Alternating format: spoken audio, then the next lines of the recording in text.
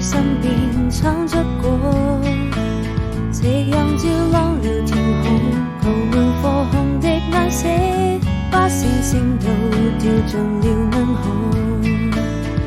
這個生日快樂，最浪漫的時刻，溫暖你心裏某個角落，願意收集每一片雲朵，一起聽暖風訴說。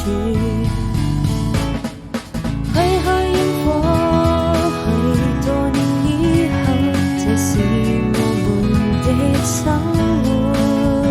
再不遠的光後，路沒有盡頭，空氣已現十分隻遠。慢慢發現一種叫做對彼此的承諾，如今就已不再親密。這氛圍從來難分對與錯，知否這也不算什麼。